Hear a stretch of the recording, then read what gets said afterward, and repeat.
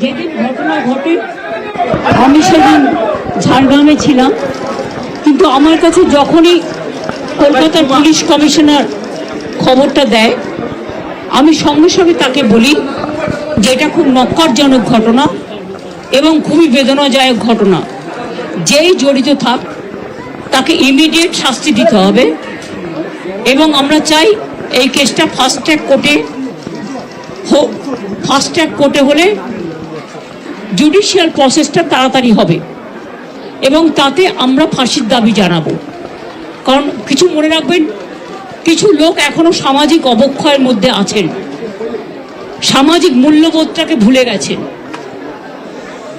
মেয়েদের গায়ে হাত দেওয়া যে কত বড় অপরাধ এবং তার সাথে যে অত্যাচার করেছে বা তাকে যেভাবে খুন করেছে, আমি আশ্চর্য হয়ে যাচ্ছি। ওখানে নার্সরা ছিলেন, ওখানে ওদের সিকিউরিটি ছিলেন, সবাই ছিল, কিন্তু কি করে ঘটনা ঘটলো এটা এখনো আমি ঠিক বুঝতে পারছি না। পুলিশকে আমি বলেছি, বাবা মাও যেটা আমাকে বলেছেন যে ওদের ভেতরেই কেউ আছে, যদি ভেতরে কেউ থাকে কারো প্রতি সন্দেহ হয়, যারা ছিল, যারা ওর বন্ধু বান্ধব, তাদেরকে সবাইকে ডেকে কথা বলবে এবং যিনি ফোন করেছিলেন প্রথম বাড়িতে তাকেও ডেকে কথা বলবে।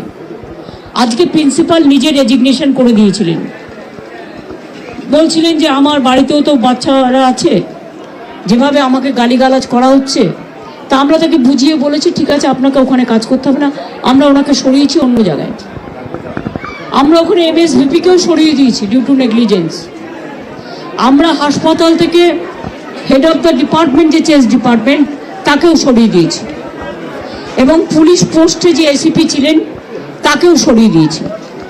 সবাইকেই সরানো হয়েছে এবং ডগ স্কোয়াড থেকে শুরু করে, ভিডিও থেকে শুরু করে, ফরেন্সিক ডিপার্টমেন্ট থেকে শুরু করে সবাইকেই ইনভলভ করা হয়েছে যাতে খুনি গ্রেপ্তার হয় এবং দোষীরা শাস্তি পায়। এবং আমি চাই পুলিশ যত তাড়াতাড়ি সম্ভব দোষীদের গ্রেপ্তার করবে।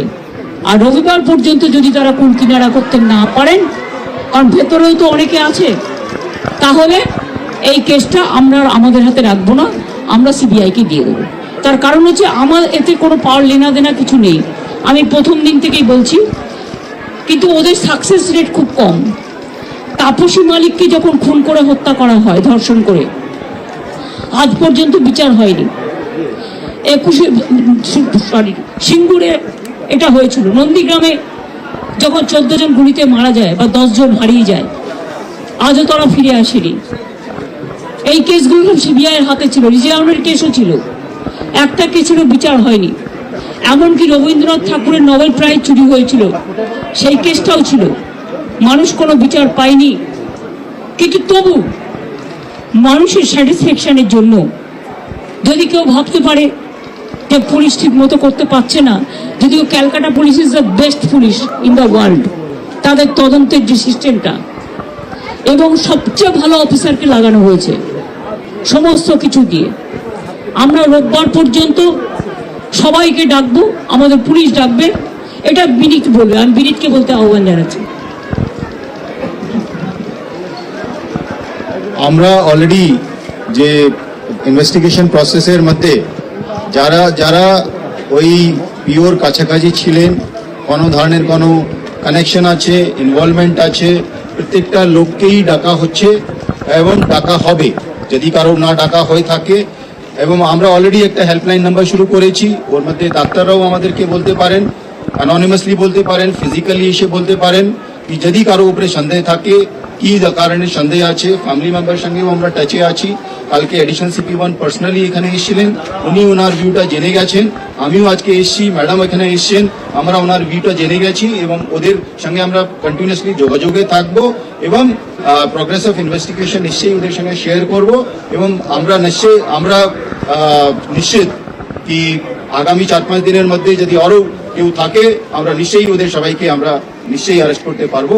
আর যদি তা সত্ত্বেও যদি ফ্যামিলি স্যাটিসফ্যাকশন না থাকে, ম্যাডাম যা বলেছেন সেটা হবে।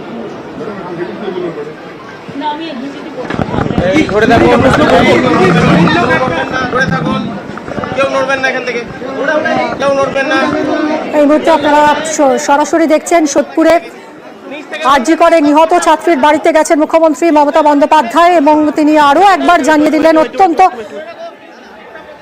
নক্কারজনক বেদনাদায়ক ঘটনা এবং তিনি বললেন যে যদি রবিবার পর্যন্ত পুলিশ কিনারা করতে না পারে তাহলে সিবিআইকে হস্তান্তর করে দেওয়া হবে এই কেস। পুলিশ যত তাড়াতাড়ি সম্ভব দোষীকে সাজা দেওয়ার চেষ্টা করবে। ফাস্ট ট্র্যাক আদালতে তারা ফাঁসির আবেদন জানাবেন এবং যদি রবিবার পর্যন্ত কিনারা না করতে পারে পুলিশ তাহলে সিবিআইকে হস্তান্তর করে দেওয়া হবে। সোমরাজ আমাদের প্রতিনিধি রয়েছেন এই মুহূর্তে সরাসরি।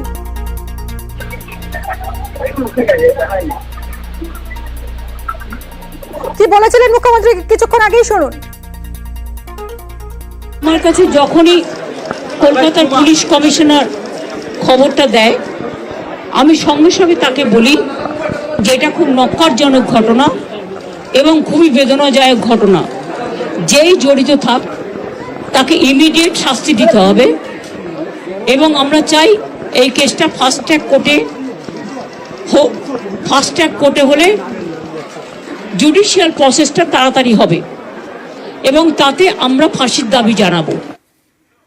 জুডিশিয়াল প্রসেস যাতে তাড়াতাড়ি হয়, ফাস্ট ট্র্যাক কোর্টে যাতে বিচার হয় এবং তখন ফাঁসির আবেদন জানানো হবে জানালেন, স্পষ্ট করলেন মুখ্যমন্ত্রী মমতা বন্দ্যোপাধ্যায় এবং সেই সঙ্গে আরো জানালেন রবিবারের মধ্যে পুলিশ যদি কিনারা করতে না পারে ঘটনার তাহলে সিবিআইকে হস্তান্তর করে দেওয়া হবে।